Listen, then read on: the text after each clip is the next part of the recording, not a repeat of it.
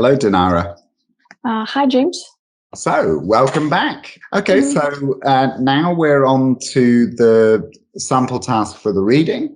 And this is an extract from an academic reading passage on the development of rockets. The text preceding this extract explored the slow development of the rocket and explained the principle of propulsion. So the invention of rockets is linked inextricably with the... Oh, right, sorry, I'll start reading. And guys, with reading, always not enough time. Most people think, it's reading, it's simple, but no. And again, as I remember, you will be given 4 articles and you'll have only 1 hour, maximum 1 hour and a half, and it is not enough because like the speed, the reading speed should be 250, 300 words per minute or something, like very high, and like natives read. Plus, it's not novel; it's scientific arts, academic English. So that's why with this, luck will not help you guys. Only practice. Absolutely. So practice, practice. And also the ability to skim read for information is very important as well. So you need to be able to look through it quickly and then focus in on particular keywords and the information that you're looking for. That's very, very important. So what we'll do for you, though, is we're going, and so a good way to work that out is you have a look for the questions below. So you've got number 7, for example, so you've got different information there about black powder, rocket-propelled arrows for fighting, and rockets as war weapons in the rocket launcher, who used it, which one first. And it's very important to zero in on the sentences that give you that information. Okay, so let's get started. So I'll read this out for you. The invention of rockets is linked inextricably with the invention of black powder. Most historians of technology credit the Chinese with its discovery. They base their belief on studies of Chinese writings or on the notebooks of early Europeans who settled in or made long visits to China to study its history and civilization. It is probable that sometime in the 10th century, black powder was first compounded from its basic ingredients of saltpeter, charcoal, and sulfur. But this does not mean that it was immediately used to propel rockets. By the 13th century, powder-propelled fire arrows had become rather common. The Chinese relied on this type of technological development to produce incendiary projectiles of many sorts, explosive grenades, and possibly cannons to repel their enemies. One such weapon was the basket of fire, or as directly translated from Chinese, the arrows like flying leopards. The 0.7 meter long arrows, each with a long tube of gunpowder attached near the point of each arrow, could be fired from a long octagonal shaped basket at the same time and had a range of 400 paces. Another weapon was the arrow as a flying saber, which could be fired from crossbows. The rocket, placed in similar position to other rocket-propelled arrows, was designed to increase the range. A small iron weight was attached to the 1.5 meter bamboo shaft just below the feathers to increase the arrow stability by moving the center of gravity to a position below the rocket. At a similar time, the Arabs had developed the egg which moves and burns. So this egg was apparently full of gunpowder and stabilized by a 1.5 meter tail. It was fired using 2 rockets attached to either side of this tail. It was not until the 18th century that Europe became seriously interested in the possibilities of using the rocket itself as a weapon of war and not just to propel other weapons. Prior to this, rockets were used only in pyrotechnic displays. The incentive for the more aggressive use of rockets came not from within the European continent, but from faraway India, whose leaders had built up a corps of rocketeers and used rockets successfully against the British in the late 18th century. The Indian rockets used against the British were described by a British captain serving in India as an iron envelope about 200 millimeters long and 40 millimeters in diameter, with sharp points at the top and a 3-meter long bamboo guiding stick. In the early 19th century, the British began to experiment with incendiary barrage rockets. The British rocket differed from the Indian version in that it was completely encased in a stout iron cylinder terminating in a conical head measuring 1 meter in diameter and having a stick almost 5 meters long and constructed in such a way that it could be firmly attached to the body of the rocket. The Americans developed a rocket complete with its own launcher to use against the Mexicans in the mid-19th century. A long cylindrical tube was propped up by 2 sticks and fastened to the top of the launcher, thereby allowing the rockets to be inserted and lit from the other end. However, the results were sometimes not that impressive, as the behavior of the rockets in flight was less than predicted. Yes, and the first article is usually the easiest, guys. Yeah, exactly. And it wasn't super easy, but let's have a look. So we know from the first information that they brought up that the very, the very first one, black powder, invented by the Chinese, okay, because it said black. So because it says most historians of technology credit the Chinese with its discovery. And then later it said it is probable that sometime in the 10th century, black powder was first compounded from its basic ingredients of saltpeter, charcoal, and sulfur. So I did actually read, incidentally, that might have had medicinal purposes in its first uses. Yes, they gave it to take to emperor because emperors they wanted to live long life. Yeah, absolutely. Yeah, and trying to find the fountain of youth or something that will let you cheat death. That's been a very common thing throughout history. So the answer is the Chinese. So A for black powder, and then rocket propelled arrows for fighting. So we'll have a look here. By the 13th century, powder-propelled fire arrows had become rather common. The Chinese relied on this technological development to produce incendiary projectiles of many sorts, explosive grenades, and possibly cannons to repel their enemies. So we see, the basket of fire, arrows like flying leopards, each with a long tube of gunpowder attached to the point of the arrow, could be fired from a long octagonal basket, shaped basket at the same time. And it says here, another weapon was the arrow as a flying saber, which could be fired from crossbows. The rocket placed in a similar position to other rocket-propelled arrows was designed to increase the range. So we know that this one was also the Chinese, because this is the bit to watch out for, because when they mentioned what the Arabs invented, it was a little bit, the Arabs had developed a different one called the egg, which moves and burns, and it was full of gunpowder and stabilized by a 1.5 meter tail. So just be careful where they mention other groups that aren't related to the discovery of the thing that you're looking for. And so when I was a kid, when I read all this about all these inventions, I wondered why certain countries they made more inventions than others, and so the answer is easy.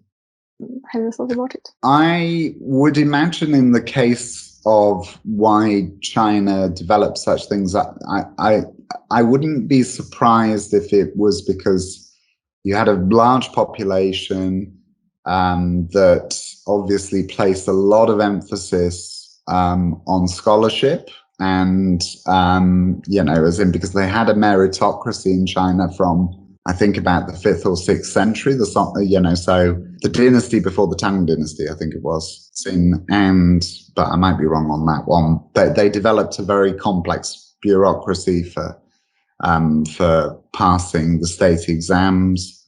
So I would imagine it's related to those factors, but there's a lot of inventions in China in, say, the second half of the first millennium. There's a lot of inventions. Definitely, but I'm talking about in general why people suddenly, of course, some inventions, they're random, but again, even randomness is not random. You needed to have certain requests, at least, in society. So more free time.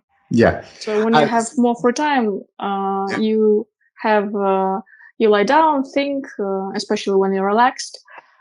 You make more inventions. Under stress, you cannot do anything, right? When you have to survive. And why they had more free time, why Chinese had such a big population, not only Chinese, Indians also, they did a lot of inventions. So those territories, they were rich, they had enough access, abundant of food. It was easy to grow food. That's why such big populations throughout history. So more free time. You can have more specialization, I suppose. And so I think it's interesting because, and it's funny where we credit certain inventions. So a very interesting one, for example, is the case of the West. We often call the numbers that we use to write Arabic numbers, Arabic numerals. They're not. They're from India. So as in these numbers are from India originally. So, and I think they're even called that in Arabic, as in is Indian numerals. So yeah, it's interesting. And I think that specifically with China, another major invention that you get with China is paper, of course. So that's another very, very significant and game-changing revolution is paper. Paper is a huge invention. It is fascinating why they come up in certain periods. So I know that, for example, obviously, you get certain periods where there are a lot of inventions as well. So, for example, the ancient Greeks made significant progress in terms of medicine and in terms of philosophy as well, for example. Or you look during the Industrial Revolution, you have a big boom in inventions as well. And then a lot of the time, you get different peoples all over the world coming up with similar inventions, So ironworking is a classic example of that. Metalwork is a classic example of that. And it seems to have developed independently in a number of places. So because we can see, that for example, goldsmithing, so making items from gold also developed in the Americas. It developed in Mexico and South America, as well as Europe and Asia and other parts and Africa. So it's interesting when you see these different technological factors that they come up in so many different places. But it is fascinating. And all this information we are talking about now unite us. Not each culture is unique, is important. We are so connected with each other. We think in the same way. We also because obviously when we are kids we are brainwashed that our country is the best, and then when we start traveling, learning different languages, interacting with people from other countries, we realize we are quite similar.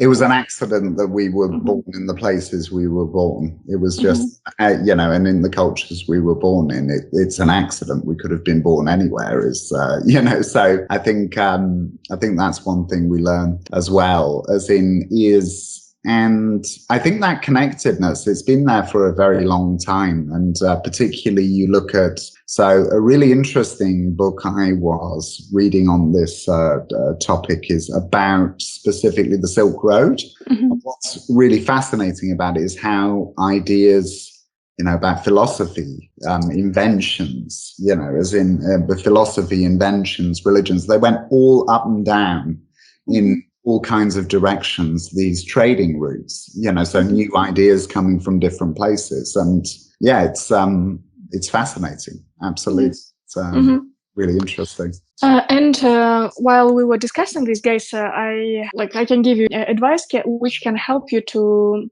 prepare for IELTS much faster. To pass IELTS, you need to know 1,500 words, academic words, and watch on YouTube videos on those topics in IELTS, academic ones. You can even, I'm sure, find online. And those documentaries, watch them with subtitles, on YouTube, or even though there are mistakes, but still. And thankfully to that, you'll be learning new words through context. You'll be you'll be seeing spelling of those words, and so the best way to learn any words is through context. And there you'll have pictures, associations. It will help you to learn those words much faster. Plus, with better pronunciation, because you guys, when I remember myself, when I was preparing for IELTS, we didn't have YouTube yet, and at least maybe we had, but it wasn't so big. Yes. On YouTube now you can find everything. And I remember my problem was when I was memorizing those words, I memorized them, most of them, with wrong pronunciation. And when on YouTube, while you'll be watching, you'll learn straight away correctly, let's say. Yeah, absolutely. And also, so you were saying about some of them being wrong. The auto-generated subtitles are okay, but if you do ever have the option, because some videos, particularly documentaries, will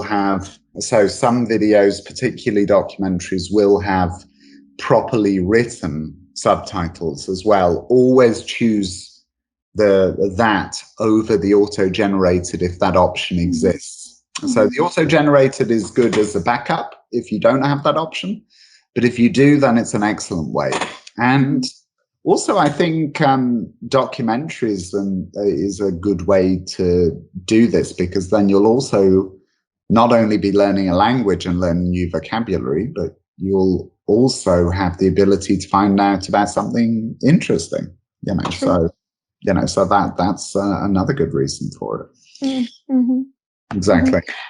Because I definitely became a bit more educated while preparing for IELTS, definitely. And, and personally, I do that a lot anyway in my free time, watch documentaries in languages I'm learning, because, it's a really good way to learn a language, and you get used to getting specific vocabulary for different topics, which is really interesting, definitely. And very quickly, right? Yeah, absolutely. Absolutely. And so, so this was good. And I think the one sort of slight issue I have with the text on this one, by the way, is that they seem to avoid talking about the Mongols, but the Mongols are key to how gunpowder, the technology moved from east to west. They are key to understanding that, basically. So, of course, the Chinese invented it. You get different types of inventions in other areas later on in terms of different uses of it. But it's the Mongols who move the technology from China to, to West Asia and to Europe. So it's, that's a key part of the puzzle. Absolutely. Yeah, I was thinking about it. Yeah, true. Yeah, yeah, exactly. So it's, and that came all down the Silk Road, and obviously through their armies as well. So yeah, it's interesting. So the first two we know are the Chinese. Okay, so that's A for both 7 and 8. rockets as war weapons. Now, with this one, you need to be careful because the answer, because they mention who they were used against as well. And remember, you're looking for the people who use them, not who they were used against. So you see here that they mention India, whose leaders had built up a core of rocketeers and used rockets successfully against the British in the late 18th century. Mm-hmm. So rockets as war weapons, it's the Indians. So remember, they're using it against the British. It's not the British using them. So just be careful with sentences like that, that if you read it very quickly, you might accidentally put the wrong answer in. So that's important. And spelling, guys, please, spelling. Like even if you write correct answer and wrong spelling, you'll not get your point. Yeah, absolutely. And then the final one we've got here is the rocket launcher. And the rocket launcher specifically, it mentions the Americans developed a rocket complete with its own launcher to use against the Mexicans in the mid-19th century. So, yeah, that's a very dubious war, by the way, but that's, so as in, that was a really dodgy war where the US basically stole half of Mexico. But, as in, that's where it was first used, was by the Americans in the middle of the 19th century. So your answers, all in all, are the Chinese so A for 7 and 8, the Indians, B for number 9, and then finally the Americans, E for number 10. Great, as usual. And guys, please, I'm sure among you there are very, very super motivated ones who started preparing, who know already a lot of advices how to prepare for this reading part. Write down about them in the comments. And who are less motivated, let's say less disciplined, motivation, of course, you have a lot of motivation. Less disciplined, you can prepare for IELTS with us. You can write down us on social media and on our WhatsApp. Thank you. See you in the next episodes. James, thank you. Thank you. See you next time.